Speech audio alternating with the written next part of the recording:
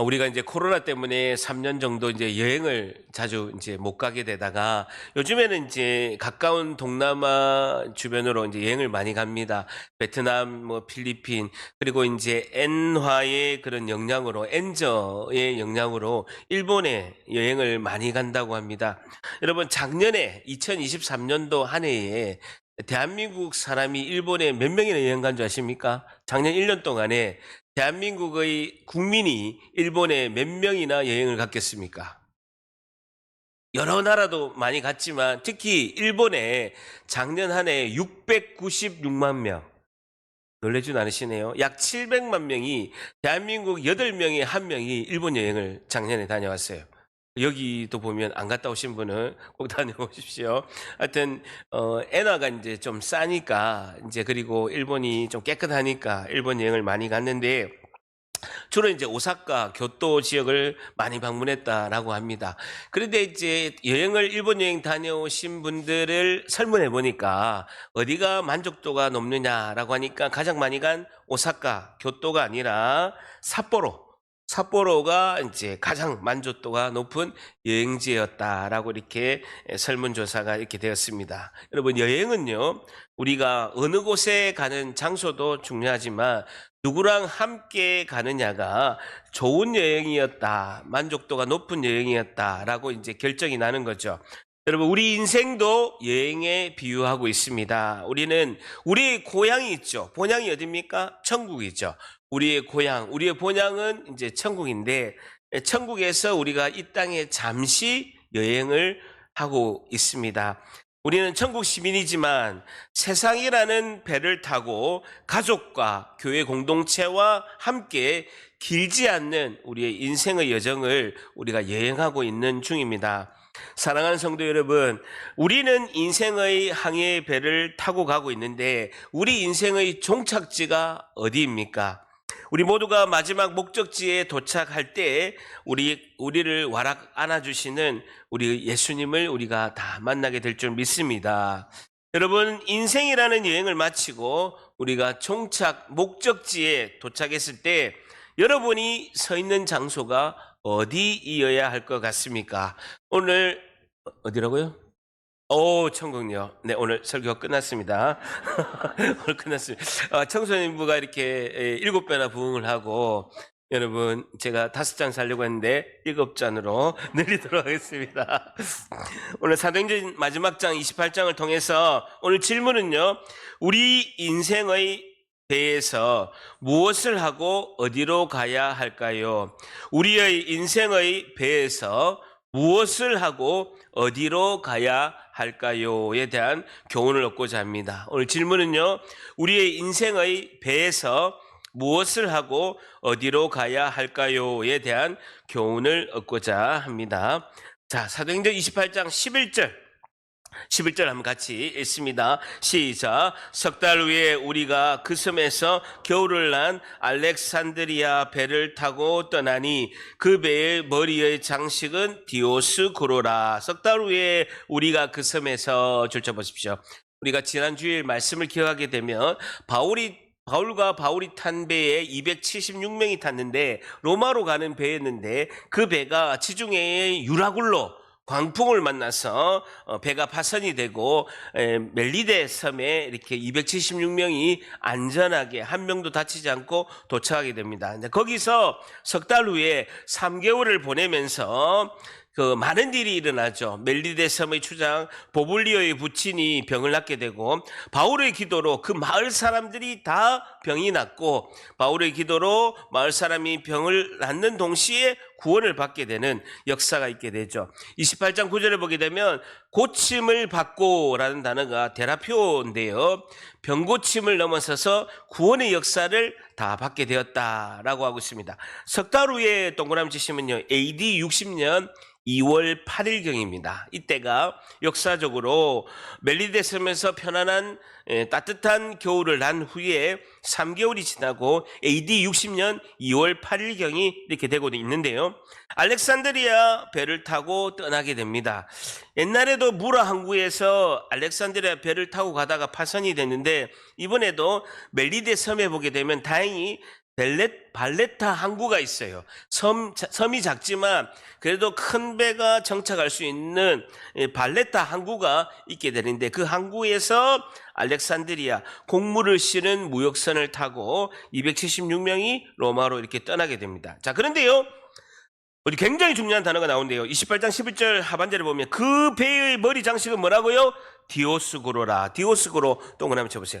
배머리 장식이 사도행전의 저자 누가는 디오스구로라라고 이렇게 언급하고 있습니다. 디오스구로가 무엇이냐라고 하면요, 그리스 신화에 보게 되면요, 그리스 신화의 제일 큰 신이 제우스 신입니다.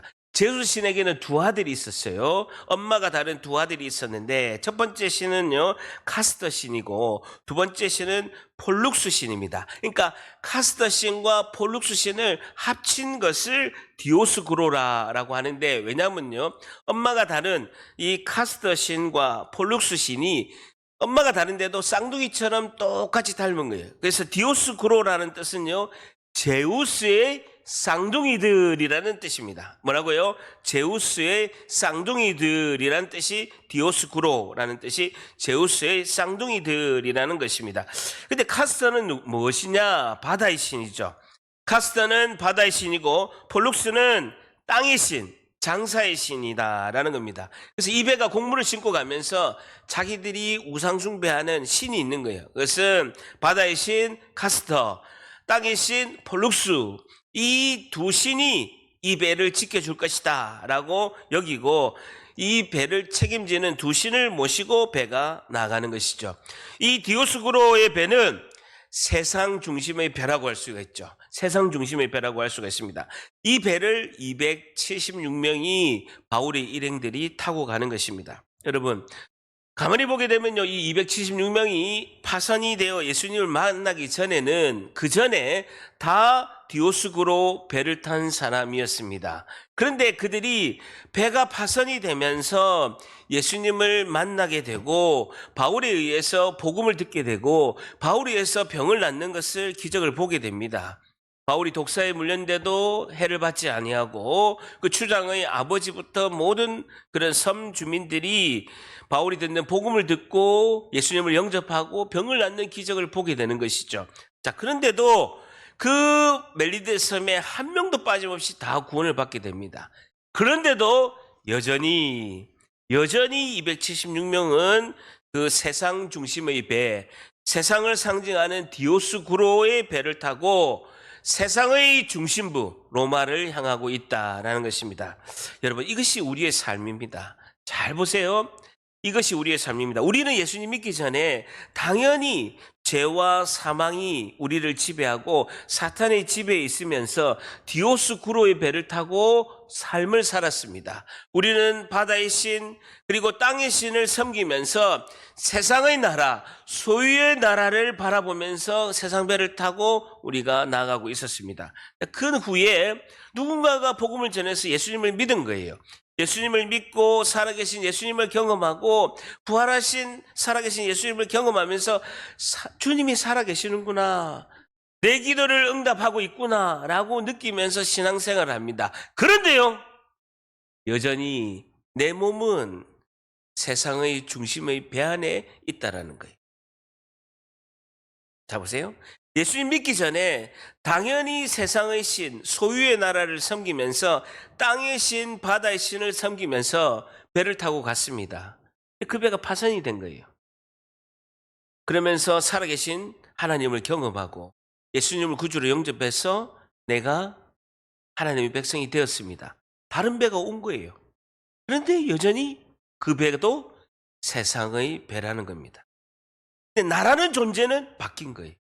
여러분, 내가 예수님을 믿어서 훅 하늘에 올라가가지고 천국으로 바로 가면 얼마나 좋겠습니까? 그런데요, 바뀐 것은요, 하나도 없는 거예요. 다만 내가 예수를 믿었을 뿐이지 여전히 나는 세상에 있고, 우리가 생명공동체 날마다 고백하는 것처럼 여전히 나는 육신 가운데 있는 거예요. 여전히 나의 죄성은 죄를 지으려고 고민하고 죄를 향해서 달려가고 있는 내 모습을 보게 된다는 것이죠. 그렇다면 예수를 믿은 우리가 세상의 배, 디아구로, 그 배에서 우리가 어떻게 해야 되냐는 거예요. 우리는 어떻게 해야 되냐는 것입니다. 그 배를 탄 사람들에게, 세상 사람들에게, 옛날 나의 모습을 가진 그 사람들에게 디오스쿠로가 우리의 안전과 우리의 생명을 지켜주지 못하고 창조주 되시고 구원주 되신 예수님이 우리를 지켜주신다고 외쳐야 될 줄 믿습니다. 우리는 배 안에서 외쳐야 되는 거예요. 나도 당신들처럼 옛날에 디오스코로 배에서 세상을 섬기면서 달려갔는데, 지금은 우리가 이 배에 있지만 배머리에 있는 디오스코로가 우리를 지켜주는 것이 아니라 창조주 되시고 생명 되시고 구원주 되시는 예수님이 우리를 지켜줍니다라고 외쳐야 되는 줄 믿습니다. 우리의 몸은요, 우리 포항 오거리 그리고 죽도시장에서 우리 몸이 있지만 거기서 우리는 외쳐야 되는 거예요. 영적으로 우리는 외쳐야 되는 것입니다. 예수님만이 우리의 생명이고 길이요 진리요 생명 되시고 구원을 베푸신 유일한 분이고 나의 주인 되신 예수님이 나의 생명의 구원자 되시고 우리를 살려줄 것이고 앞으로 우리의 길을 인도하고 우리를 생명 가운데 지켜주신 분이라고 우리가 외쳐야 될 줄 믿습니다. 첫 번째, 우리의 인생에 비해서 무엇을 하고 어디로 가야 할까요? 첫 번째, 성도는 세상을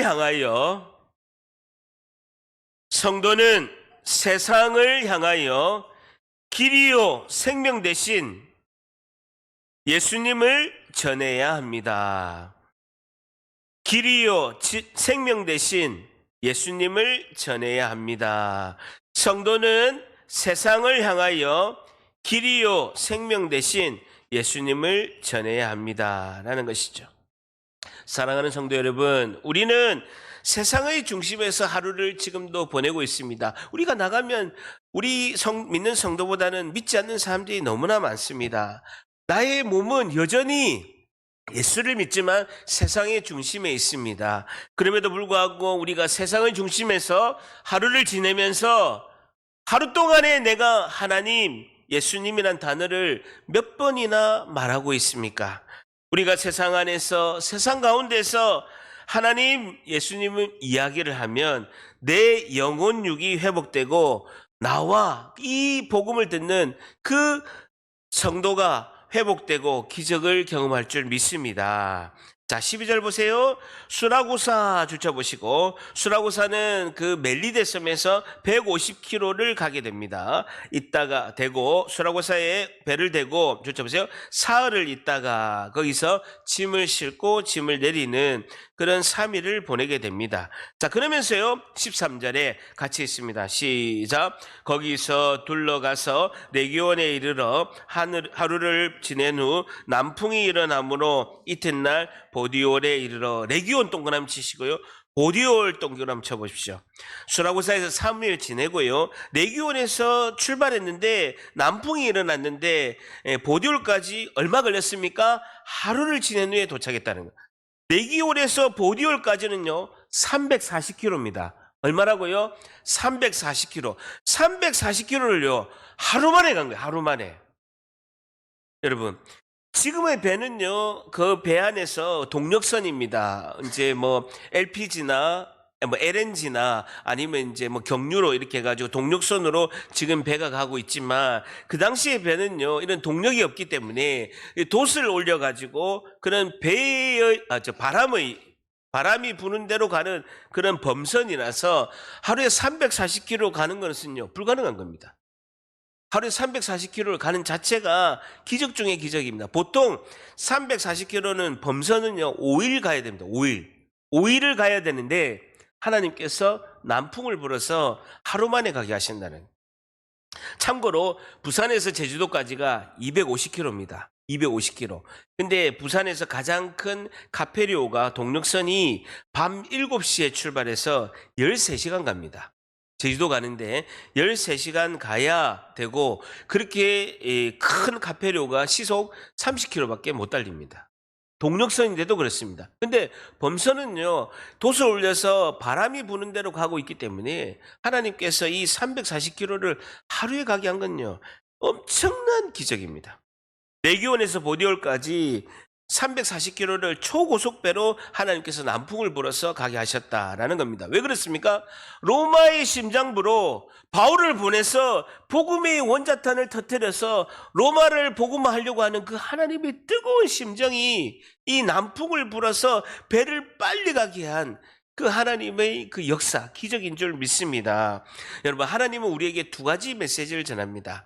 여러분, 성경을 통해서 특별 계시, 특별 은총이라죠. 성경을 통해서 하나님의 말씀을 특별 은총, 특별 계시를 전하고 또다시 하나님 우리에게 말씀하시는 게 있습니다. 그 뭡니까? 자연 계시죠. 자연을 통해서 하나님께서 우리에게 말씀하신 겁니다. 남풍을 불어서 5일 가야 될 배거리를 하루 만에 가게 하신 것은 하나님이 복음을 빨리 전하고자 싶어 하시는 하나님의 그런 속타는 애타는 마음이 자연 계시를 통해서 말씀하고 있는 것이죠. 여러분, 새의 지저김을 통해서 나무가지의 흔들림을 통해서 그리고 좀 있으면 또 벚꽃도 피어나고 피어나는 꽃을 통해서 하나님은 우리에게 사랑의 노래를 부르고 계시고 사랑의 속상임을 하고 계신 것이 하나님 우리에게 주시는 일반 은총, 일반 계시인 줄 믿습니다. 제가 한번 이런 경험을 했는데요. 공주의 수영관에 가서 이제 제가 마음에 억울함에 상처가 있어서 한 3일간 기도하는 시간이 공주에 가서 수양관에서 있었습니다. 이렇게 아침에 일어나서 묵상을 하고 이렇게 그 수양관 주변에 이렇게 산책길이 있어요. 그날이 이제 바람이 하나도 안 부는 그런 산책길이었는데 길을 따라 이렇게 쭉 걸어갑니다. 그러면서 그 하나님과의 그런 로맨스, 속삭임, 저 혼자 이제 막 속삭이는 거죠. 하나님이 만드신 이 자연, 이 아름다운 자연이 하나님 저 한 사람을 사랑하셔서 하나님이 만드신 은혜인 줄 믿습니다 하면서 막 속삭이면서 찬양을 부르는 거예요. 주님의 높고 위대하심이 내 영혼이 찬양하네 하면서 막 이 하나님을 이 하나님께서 만드신 이 자연을 찬양하면서 막 가고 있는 겁니다. 바람이 하나도 안 부는 아침 시간이었습니다. 근데요, 제가 딱 그 중간에 그 산책길의 중간쯤에 딱 갔는데요, 나무 한 그루만 아무 잎도 아무 나무도 흔들림이 없는데 제 앞에 딱 서 있는 큰 나무 하나만 잎이 줄기가 바다바다바닥 하는 거예요. 감동이 안 전해지네요. 아무 나무도 미동치 않는데 나무 하나만, 내 눈앞에 있는 나무 하나만 막 바람이 흔들린 것처럼 나무가 막 흔들면서 맞아 맞아 너의 그 사랑의 고백이 내가 기쁘다 하고 막 하는 거예요. 얼마나 울었는지, 얼마나 눈물이 나는지, 내 이 작은 속삭임, 내 이 작은 영혼의 외침을 전능하신 하나님이 지금 듣고 있구나. 하나님이 내 음성을 듣고 있구나. 내 한숨 쉬는 이 신음소리, 내 기뻐 춤추는 이 영혼의 즐거움의 외침, 하나님이 듣고 계시는구나. 너무나 기쁜.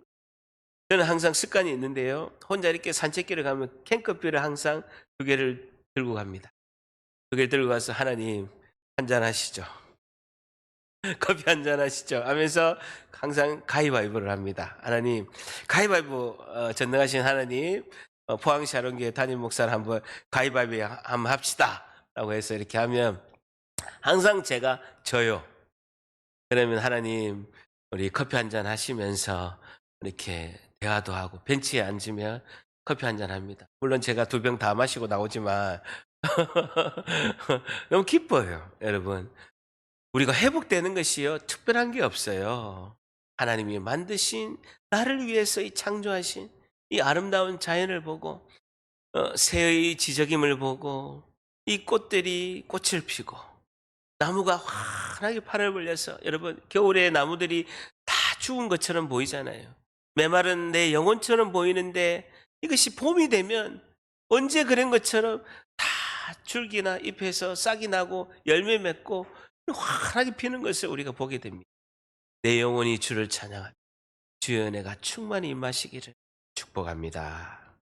자, 13절에 보게 되면요. 거기서 둘러서서 내교원에 이르러서 하루를 지낸 후 남풍이 일어나므로 이튿날 보디올에 이르러 14절에 거기서 보디올에서 보세요. 형제들을 만나게 됩니다. 바울이 형제들을 만나게 되는데 그들이 청함을 받아 7일을 1회를 함께 그 형제들과 머물게 됩니다.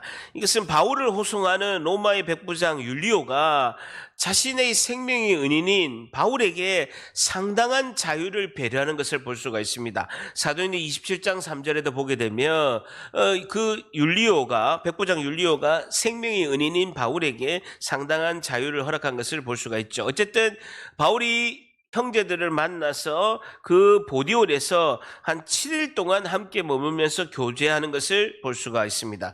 드디어 바울이 보디올 항구에 도착해서 보디올부터는 이제 로마까지는요 육로로 가야 됩니다. 그래서 보디올에서 로마까지가 220km 육로입니다. 지금부터는 이제 배의 길은 다 끝이 났고 보디올 항구에서 내려서 세상의 심장부인 로마까지 220km를 바울이 가게 됩니다. 자, 가게 되는데요. 로마는 모든 길이 대리석으로 잘라져 있기 때문에 하루에 한 40km씩 걸으면 바울이 5일이면 로마의 심장부로 220km를 가게 됩니다. 그런데요, 형제들을 만나게 되었다라는 것을 보게 되면요, 바울은 로마에 처음 도착합니다. 이탈리아 로마에 바울이 처음 도착하는데, 근데 바울을 환영하는 형제들이 있었다라는 거예요. 어떻게 해서 그 형제들이 있게 됐냐는 것입니다. 형제의 동그라미 치면요, 헬라어로 아델포스인데요, 주 안에서의 형제, 믿는 주의 백성을 만나게 되는 것입니다. 어떻게 해서 이렇게 평생 처음, 바울은 로마에 처음 왔는데 바울을 환영하는 형제들이 너무나 많이 있었다는 거예요. 그리고 그들과 일주일간 교제를 했다는 것입니다. 바울이 교회를 개척한 곳은 터키와 그리스였습니다. 로마는 처음 왔는데 바울을 환영하는 인사들이, 형제들이 많았다라고 이렇게 말씀하고 있습니다. 이것은 왜 그러냐면요, 지금이 AD 60년 2월 8일경입니다.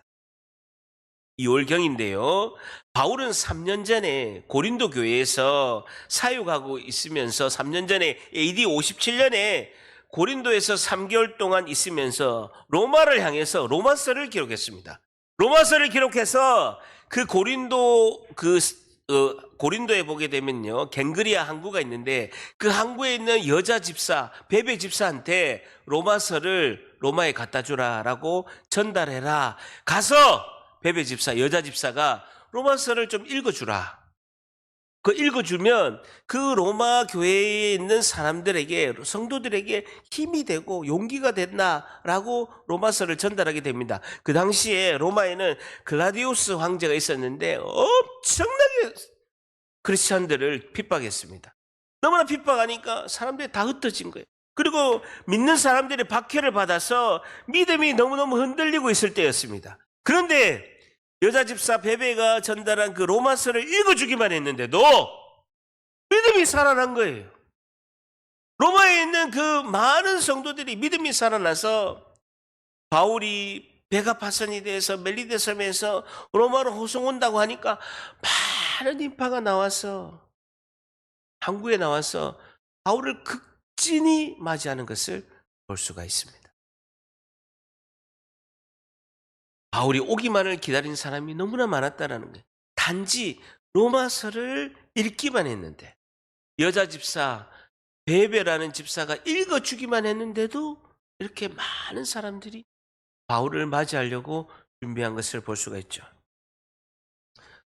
여러분, 저는요 로마서의 설교를 2번이나 했습니다. 읽어주기만 한 게 아니고요, 해석도 하고 비벼가지고 참기름 발라서 김에 싸가지고 다 드렸어요. 여기 있는 형제들보다 우리가 더 훨씬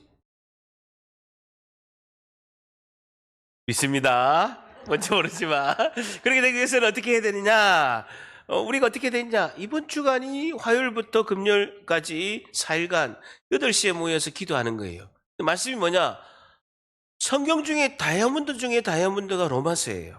성경이 66권이 있는데 66권 중에 최고의 다이아몬드가 로마서예요. 로마서 중에 로마서가 뭡니까? 로마서 6장과 로마서 8장이 로마서 중에 로마서고 성경의 다이아몬드 중에 다이아몬드라는 거예요. 그래서 4일간 로마서 6장, 8장을 묵상하고 기도를 할 거라는 거예요. 그래서 옆 사람과 이번 주 화수, 목, 금 저녁에 뵙겠습니다. 시작. 네, 저녁에 다 이렇게 뵈야 되는 거예요. 자, 14절에 거기서 형제들을 만나 그들의 청함을 받고 이레를 함께 머무느니라. 줄자 보세요. 그래서 우리는 이와 같이 로마로 가니라 라는 것입니다. 바울은 드디어 항구에서 그토록 가고자 하는 로마에를 향하는 육로에 서게 됩니다. 보디올 항구에서 220km를 떠나 220km에 있는 로마를 향해서 출발하게 됩니다. 세상의 배 디오스고로를 탄 바울의 목적지가 로마를 향하고 있는 것을 볼 수가 있습니다. 다 같이 절단합니다. 그래서 우리는 이와 같이 로마로 가니라. 한 번 더. 그래서 우리는 이와 같이 로마로 가니라. 로마 중에서 바울이 가는 목적지가 있어요. 오늘의 핵심이 15절입니다. 15절 같이 있습니다. 시작. 그곳 형제들이 우리 소식을 듣고 아비오 광장과 트레이스 타베르네까지 맞으러 오니 바울이 그들을 보고 하나님께 감사하고 담대한 마음을 얻으니라. 아비오 광장 동그라미. 바울이 가는 목적지.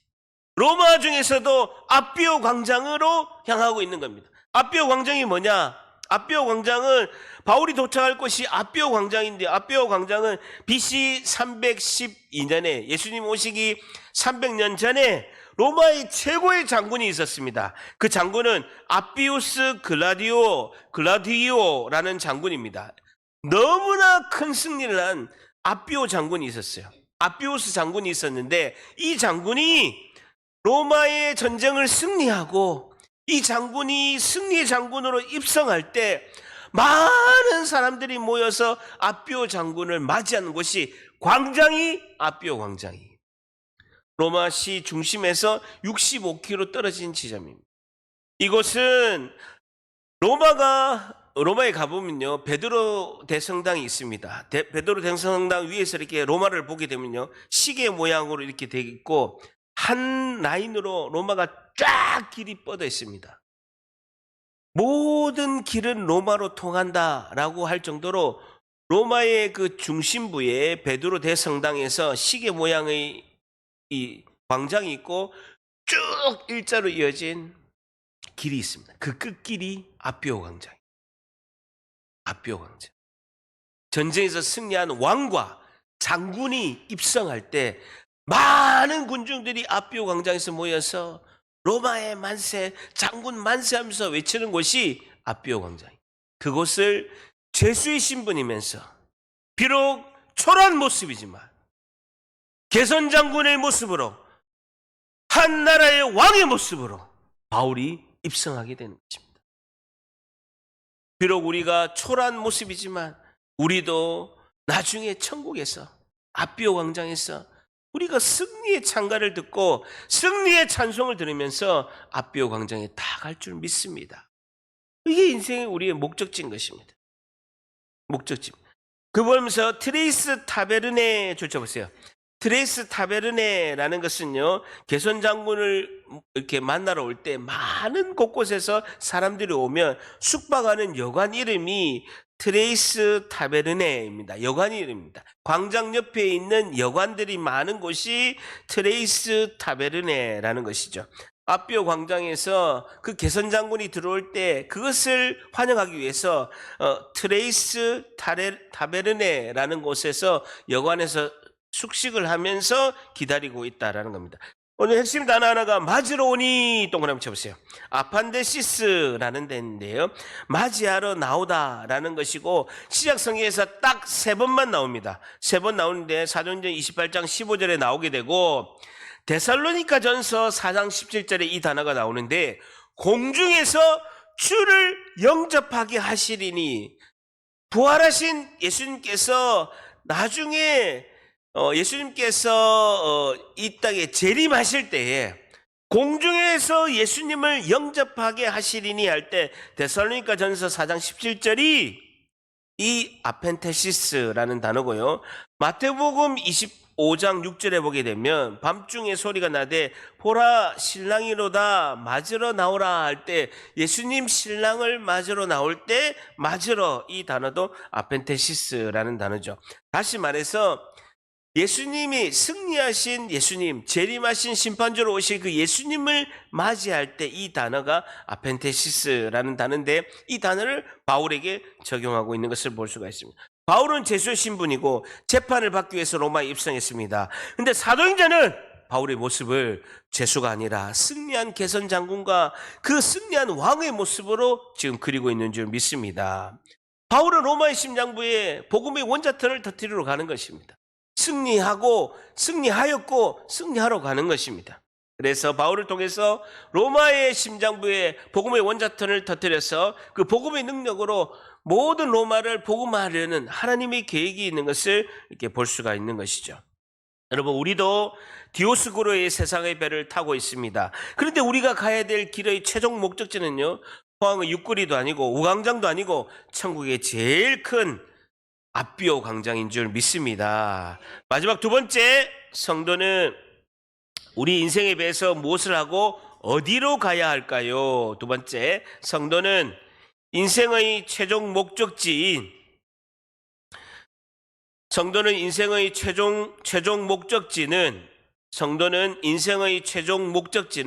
하나님 나라 승리의 광장입니다라는 것이죠.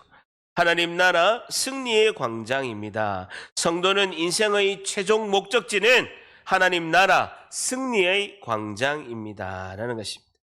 승리의 광장입니다라는 것입니다. 바울은 여러 번 로마로 가려고 했습니다. 그러나 하나님의 때에 하나님의 인도하심을 따라 하나님께서 바울을 로마에 가게 하는데 바울의 모습을 승리의 개선장군, 승리의 왕으로 하나님께서 그 모습으로 하나님께서 로마에 입성하게 하시는 것을 볼 수가 있습니다. 브리올에서 믿음의 형제들을 환영하고 트레이스 타베른의 여관에서도 환영하고 그리고 아비오 광장에서 다들 모여서 바울을 지금 환영하려고 다 맞이하는 것을 볼 수가 있습니다. 여러분, 언제 우리는 이 땅의 생을 마감하고 천국으로 가게 될 것입니다. 천국에서 우리가 다 출석 부르는 거예요. 오늘 여기 계신 분, 김희박 집사님, 그리고 또 누구 있습니까? 장, 곽, 황보, 또 빠진 사람 누구 있어요? 또 하 빠지면 안 돼. 하 빠지면 제가 외롭습니다. 제가 외롭습니다. 있습니다. 어쨌든 우리가 다 천국에서 아비오 광장에서 다 만날 것인데 현재는 디오스고로 배를 타고 있다라는 것이죠. 세상의 배 안에서 우리가 하나님 나라 공동체를 이루고 있는 것이다라는 겁니다. 여러분, 바울이 3년 전에 쓴 그 고린도에 쓴 그 로마서 그 편지 하나가 이 믿음을 굳건하게 해서 바울을 개선장군으로 대대적으로 환영하는 그 성도의 형제 자매들의 모습을 우리가 보고 있습니다. 우리가 로마서를 이렇게 보게 되면 단지 로마서 16장에 그 고린도 옆에 갱그리아 교회 여자 집사 베베가 단지 편지를 전달하고 읽어주기만 했는데도 그 로마서에서 낙담하고 박해를 받고 있는 그 성도들이 힘을 내서 그 로마에서 220km를 떨어진 이 보디올 항구까지 바울을 환영하고 맞이하게 되고 바울과 함께 220km를 걸어서 그 아비오 광장으로 지금 가고 있는 거예요. 이것이 성도의 모습이다라는 것이죠. 그래서 우리는 어떻게 해야 되느냐? 화요일, 금요일 저녁 기도에 나와야 된다는 것입니다.